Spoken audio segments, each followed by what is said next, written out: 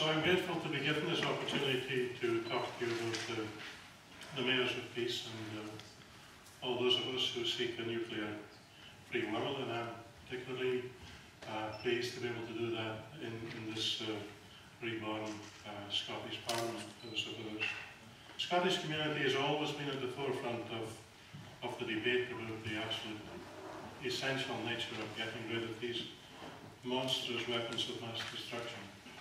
Well, there are now over 4,000 mayors for peace in the world. They represent over 800 million people. We're looking to have that rise to something like 5,000 in the not-too-distant future. We want to work together with all the organisations who share our views to try and achieve the solution we seek. Scotland should be in the front line of this campaign. Glasgow is only a few miles away from here. We have been delighted to see the delay in the replacement of Trident, and surely it cannot be long now before it's scrapped altogether. For we live in difficult financial times, and we need these billions. Scotland could supply a renewable economy which would not only be sufficient for the whole of Great Britain, but also extend into Europe.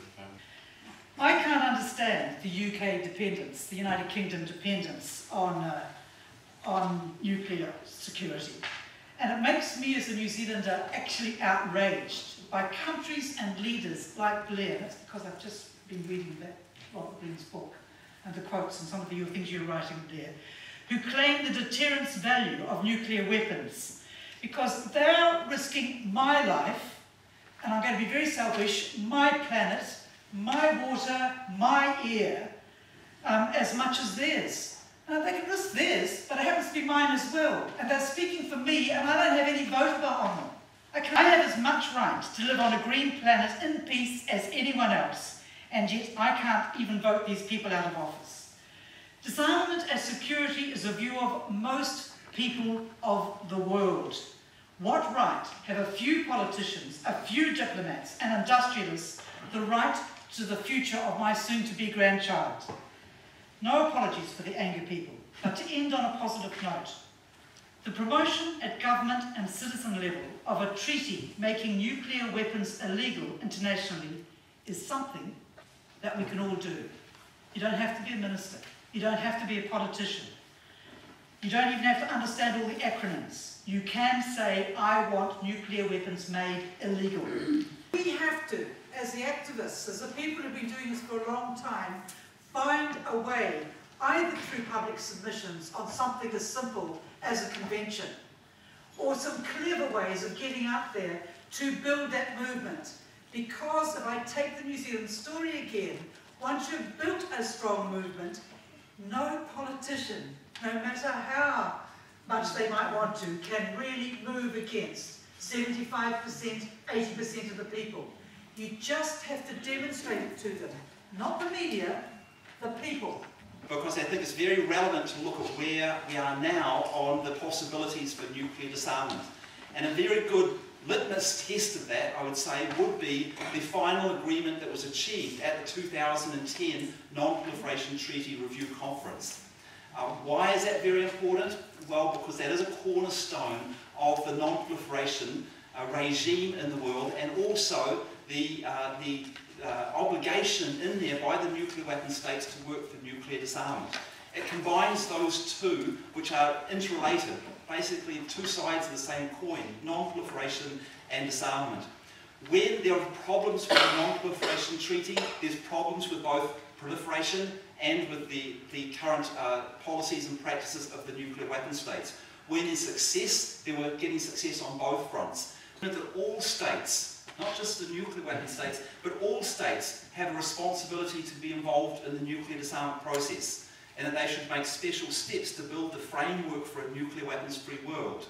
And in that it noted the 5-point plan from UN Secretary General Ban Ki-moon and the Nuclear Weapons Convention. I'll go through a little bit about the different types of nuclear weapon-free zones to sort of get an idea of, if you're doing one in Scotland, how that might fit into play. Looking at the nuclear weapon-free zones in homes, schools and workplaces, this has been a very important organising tool in New Zealand for building up the momentum that will help pave the way for our nuclear-free legislation. In New Zealand, this led to a lot of nuclear weapon-free cities, and it was a wonderful way of engaging the cities in the ideas about nuclear disarmament and whether our security comes through nuclear weapons or not. By 1984, which was the time of the election, in 1984 we had a Conservative government, and we're having an election in 1984. By the time of that election, 70% of New Zealanders were living in nuclear weapon-free zones. This had quite an influence on that election, and it also had quite an influence on the government. What about self-governing territories and semi-autonomous regions? While they have some authority, in general the federal government has exercised authority over those zones. The declaration of the zone and the passing of particular prohibitions or ordinances isn't always successful in terms of the enforcement or implementation because of the superior authority of the federal government. This really is now the time to push. The trident issue is a case in point. I wanted to respond to Patrick's question about that because, as you know, we've been working on almost all fronts because there's never going to be one thing that actually tips the great big boulder over the cliff. It's going to be all kinds of digging away and pushing, and and it takes it from from so many different angles. But I can tell you absolutely that one of the reasons why we considered it such a disappointment when Blair persuaded Gordon Brown to declare that the money for Trident would come from a separate pot from the Treasury was because I do a lot of work with people in the Ministry of Defence and with armed forces, both serving and retired. And I can tell you that offer them Trident in addition to everything that they already have, and just like offering somebody a Gucci handbag or something, they might say yes, but offer it instead of them having proper clothing, raincoat, hiking boots, shoes, all the other things they actually need to wear to cover themselves, keep warm and keep going. And they'll say no thanks. Was that if any group of people want to take a non-violent action for a nuclear weapon convention, you don't have to call it that, you can call it a nuclear weapon abolition treaty for the abolition of nuclear weapons through a treaty. If you want to do that, you can use ICAN materials and you can claim to be part of the ICAN movement.